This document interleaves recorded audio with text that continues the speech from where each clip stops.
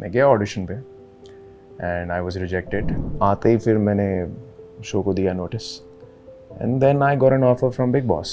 And the reality of my season was that I was all left all alone. जो मैंने उनके बारे में सुना है, I have always been a huge fan of Sanjay Leela Bhansali.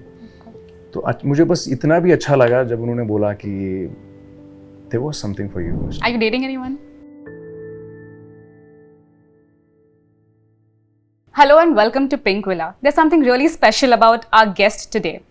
So, life comes a full circle. This quote is something that everyone really abides by and believes in it. And the guest we have today also believes in it. And here's he, Gautam Gulati. Please welcome. शुक्रिया, thank you very much. Roadies में आप gang leader बने हो and 16 साल पहले आपने audition दिया था इस शो के लिए and you were rejected. So and now you are one of the gang leaders. So how does it feel? It's a huge thing.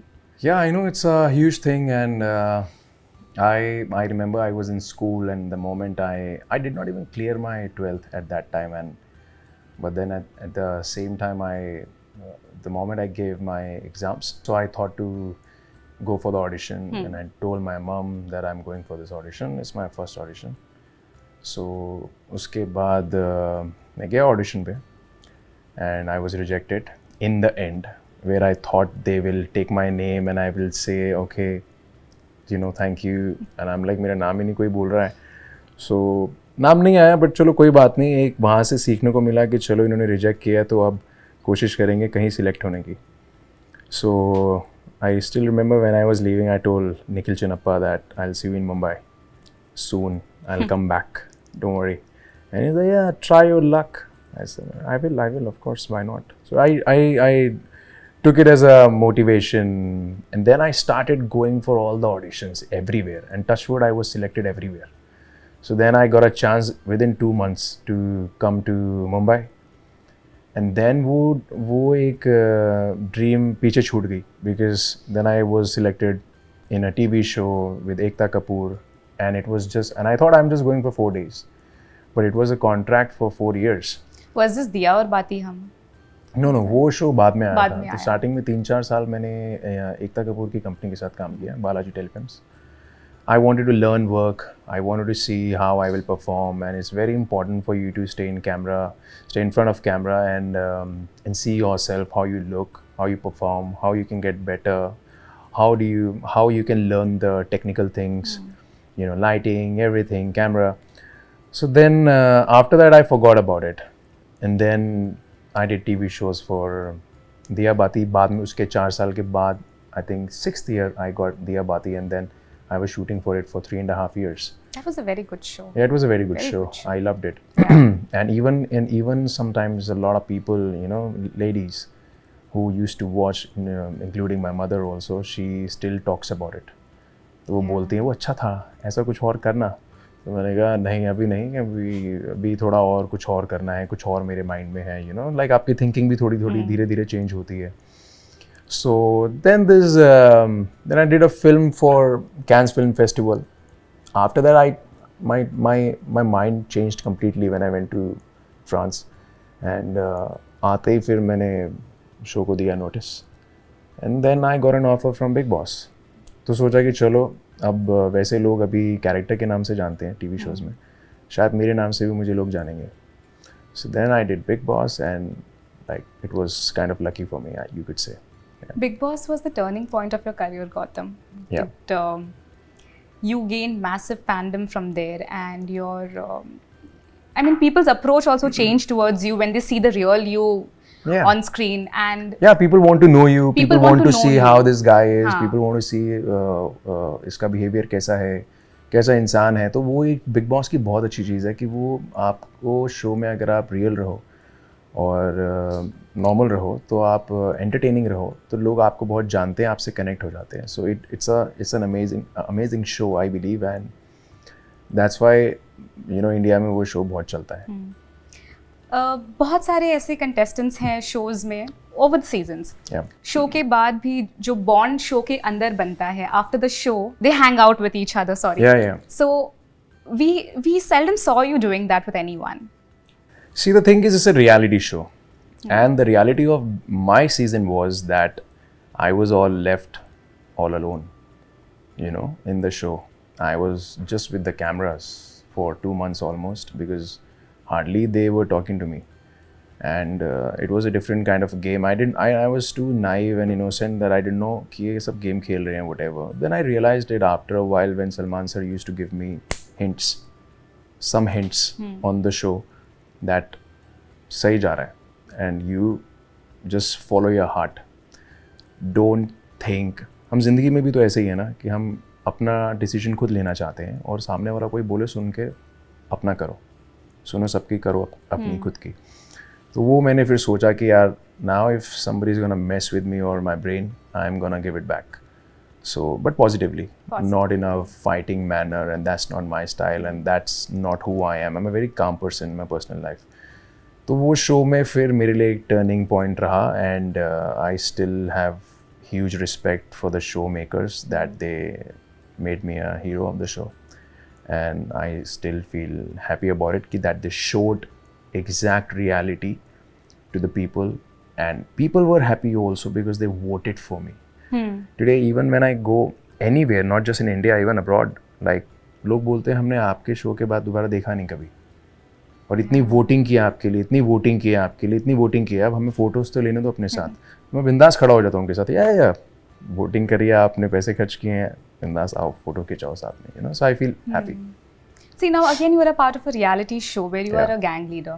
So reality shows में कितना reality रह गया है? See, जो मैंने पहला शो किया उसमें तो बहुत ज़बरदस्त रियलिटी थी कि उन्होंने तो लिटरली आपको एक घर में, मुझे पता नहीं था उसके बारे में, मैंने कभी पहले बिग बॉस देखा भी नहीं था. थोड़ा थोड़ा बीच बीच में होता ना, जब आप when you are sitting with the parents and you watching, तो वो देखा था मैंने. फिर मैंने सोचा यार ये लोग कुछ गड़बड़ कर रहे हैं बिग बॉस में. Why it is plain, not entertaining, plain. Salman sir is coming, nobody's dancing, nobody's having fun, nobody's enjoying it, and only fighting. I was like, I need to go there and change something. That's why if you remember, like I was always aggressive about these things, and if any guest would come on the show, I'll dance for them, I'll sing for them, I'll be ready from my end, and I will make sure that everybody is happy and enjoying, whoever is coming to the house. Even though at the same time I used to be, sometimes I had very dull days because negativity बहुत ज़्यादा थी, तो फिर भी entertain करना पड़ता था because I know जो लोग मुझे पसंद करते हैं, मैं उनके लिए इस घर में बैठा हूँ, so I have to entertain them anyhow, even if there is a fight going on, I have to be entertaining with that. Roadies' tagline is Karm ya Kand. Yeah. How much do you believe in Karm and how much do you believe in Kand? See, honestly, I don't believe in Kand at all. I believe in karma. I believe कर्म अपने इंसान को अच्छे रखने चाहिए, on camera, of camera, बहुत ज़रूरी है, बिकॉज आपको कहीं ना कहीं ऊपर वाला देख रहा होता है. अगर आपसे गलती हो जाए आपकी लाइफ में, फॉर एग्जांपल आप किसी से गंदे से भी बात कर रहे हो, आप किसी के साथ, आप ऊबर ड्राइवर के साथ भी जा रहे हो या कहीं पे भी जा रहे हो, अगर आप बदतमीज़ी से बात करते हो, it's not good karma. I feel ऊपर वाला वॉचेस एवरीथिंग और उसका हिसाब होता है. So you have to be a good human being first, then you be whatever the hell you want to be in life. Be a good human being first. Don't add anything into your karma जिससे आपको ऊपर वाला कभी आपको punish करे. तो मेरी कोशिश यही रहती है एवरी डे लाइफ में कि मैं यार किसी के सेंटिमेंट्स को या किसी को तकलीफ़ ना पहुँचाऊँ अपनी तरफ से, या किसी के साथ बदतमीज़ी से बात तक ना करूँ. वो बात अलग है अगर सामने वाला बहुत ज़्यादा बदतमीज़ है, then you have to give it back little bit कि calm down, you know. At the same time I personally believe, चाहे वो मेरा स्टाफ हो, चाहे वो मेरी फैमिली हो, चाहे वो मेरे दोस्त यार हों, या कोई स्ट्रेंजर ही क्यों ना हो, आई ऑलवेज मेक श्योर कि यार कभी किसी को मेरी तरफ से तकलीफ ना पहुँचे. पर शो में कांड करना ज़रूरी है बिकॉज शो में थोड़ी पॉलिटिक्स होती है, टीम बनती है और गेम्स होती हैं. वो गेम खेलना ज़रूरी है, गेम में जीतना बहुत ज़रूरी है. तो अगर मेरी एक टीम सेपरेटली बनी है, so I have to take the right people in my team. चाहे वो हम लोग कोई भी गेम प्लान बनाएं, स्ट्रैटेजी यूज़ करें और जीतने की कोशिश करें, that is very important at the same time. तो कांड करना भी MTV रोडीज में ज़रूरी है. You know, the gang leaders at times get aggressive also because they want their team to win and there are a lot of Yeah. chaos that happens. So how do you find yourself in such situations? Because that's the opposite of what you are in real life. Yeah, so I believe like जैसे भी वहाँ पे situations होंगी मेरे सामने और मुझे अगर ऐसा लगा कि यहाँ पे कुछ गलत हो रहा है, I'll have to speak up for my team. I'll have to talk about it. मुझे बात करनी पड़ेगी. कहीं पे कोई aggressive होने की कोशिश करेगा तो वो भी naturally जो मैं जैसे behave करूँगा फिर वैसे behave करना पड़ेगा. But yes, of course, I'm like I said, I'm not gonna take bullshit from anyone. At the same time, I am a very calm person, so I know how to respect others. जहाँ पे भी आप काम करो, जहाँ आपको लगे आपको नेगेटिविटी है, just go from there. Don't argue with a stupid person, I feel. But अगर शो में अगर for example ऐसा कुछ कभी होता भी है या कुछ भी है तो we'll figure it out. We'll see. I'll see with my own style what I can do. Yeah. Okay, what is the definition of success to you? Because you won Bigg Boss 8, you won that show, and वो जीतने के बाद आपका fandom अलग level पे था. So what was your state of mind at that time? See, honestly,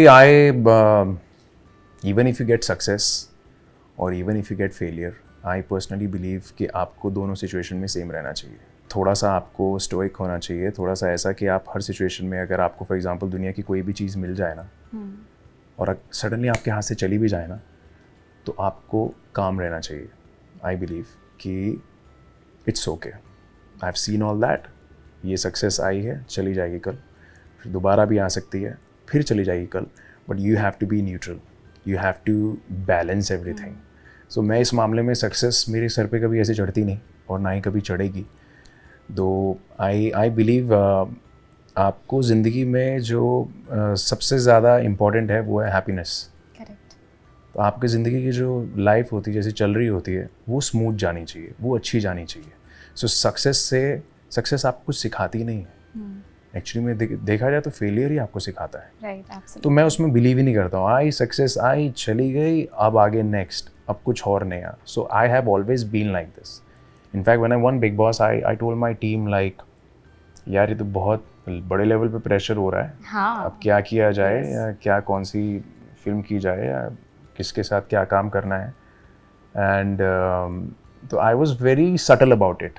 it was never in my head कि मुझे अब मैं बहुत सक्सेसफुल हो गया हूँ तो मुझे ऐसे बिहेव करना चाहिए, वैसे बिहेव करना चाहिए. I even till today I am very calm about it क्योंकि सक्सेस आती जाती रहती है. आपको अपने सर पे नहीं चढ़ने देना है उसको. You know, there was news that you were doing a film with Salman Khan after Bigg Boss 8 win. Yeah. So what happened to that movie? I did that film already, Radhe. Radhe, okay. Radhe, so the thing is that it couldn't release well in theaters because COVID चल रहा था. So COVID के चलते हुए वो film OTT पे release हुई थी. तो कई बार होता है कि लोग OTT पे नहीं देखते हैं कई फिल्में. और no, I've never been hurt. I don't, like I said कि मुझे कोई भी चीज़ इफ़ेक्ट नहीं करती है ऐसे कि वो रिलीज़ हुई ढंग से या नहीं रिलीज़ हुई या थिएटर में क्यों नहीं हुई. बिकॉज उस टाइम सर्कमस्टांसेस ऐसे थे कि कोविड में इंसान अपनी जान के बारे में सोच रहे हैं. तो फिर उस टाइम आप फिल्मों के बारे में थोड़ी ना सोचते हो. पहले बच लो भैया कि हम लोग इस दौर से गुजर रहे हैं. इस दौर में हमें स्मूथली चलना है लाइफ में. अपनी हेल्थ का ख्याल रखो.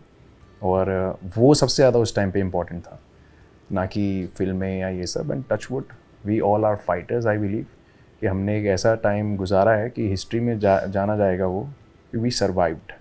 Otherwise so many people died. And तो ऐसे में ये नहीं इंसान सोचता कि यार वो फिल्म यहाँ रिलीज़ हुई कि या OTT पे हुई. आगे और दूसरी फिल्में अभी साइन वाइन की हुई है, आगे वो थिएटर में आ जाएगी. एब्सोल्युटली. पैंडेमिक की हमने बात की और सोनू सूद जी का नाम ना लें तो it's not fair that we don't take his name. And you are working with him. Yeah. How has he been to work with? I think he's a wonderful man. And उनसे बहुत पहले भी एक बार मैं अवार्ड फंक्शन में मिला था, तब मेरी उनसे बात हुई थी. जैसे वो पहले थे आज भी वैसे ही हैं. Very sweet and very intelligent and smart guy. He knows how to talk. And सबसे बेस्ट चीज़ उनकी है कि वो ना जो कि मैं भी अपनी पर्सनल ज़िंदगी में ऐसा करता हूँ कि so when you meet someone जो आपके जैसा ही है थोड़ा सा, तो अच्छा लगता है बहुत, तो एक वाइब हो जाती है. So even in the flight we were talking to each other and even in the interviews, I think उनको ये चीज़ बेस्ट पता है कि how to be normal with everybody. Even if you see him walking at the airport ना, आप देखो he is someone, कभी किसी आदमी को मना नहीं करेंगे फोटो के लिए, कोई भी हो, चाहे वो उनके फेस के आगे कैमरा ऐसे ऐसे ले आया ना, तो वो बस ऐसे ही शांत आदमी है, very sweet, is a very humble man. And the best thing about him is what he is done in COVID for so many people. कितने लोगों की उन्होंने मदद की है. I think he is a super hero of India. And ऐसे लोग ऊपर वाला बनाता नहीं है ज़्यादा. I believe we need more man like that. You know, to survive in the industry, it is said that networking is very important. But Gautam, Yeah. you lay low all the time. Keep Yeah. a very low profile. Yeah. Doesn't these things bother you that you don't have any connections, and how do you go ahead with things in this industry? See, sometimes you have to go with a gut feeling. You have to play solo. Okay. And अगर connections आपके, I know a lot of people, but sometimes it doesn't work out because end of the day it's just not about films or it's not about having connections. Sometimes it is about business.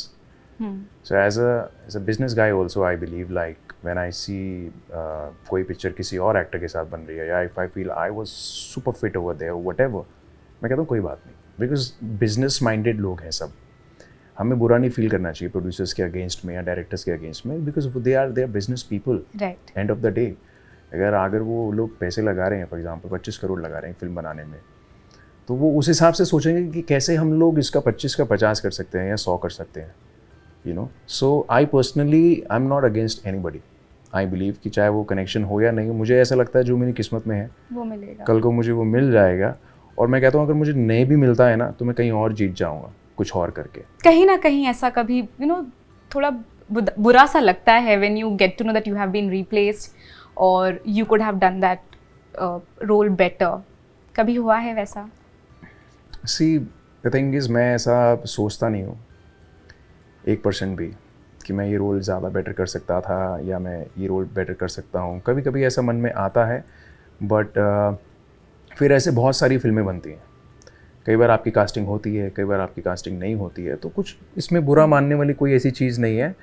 Like I said कि जो आपकी तरफ आना है वो role आपके लिए आएगा, बाकी आपकी चॉइसेस होती हैं. सो अब now I become very firm with this that अगर मुझे वो पसंद नहीं आया कुछ ऐसा कैरेक्टर, या अगर मुझे वो वैसी उस तरह की फिल्म नहीं मिली, I will just calm down, you know. I wouldn't do something which I feel जहाँ पे मैं जस्टिस नहीं कर सकता, और it is very easy for me. I want difficult work, I want difficult job.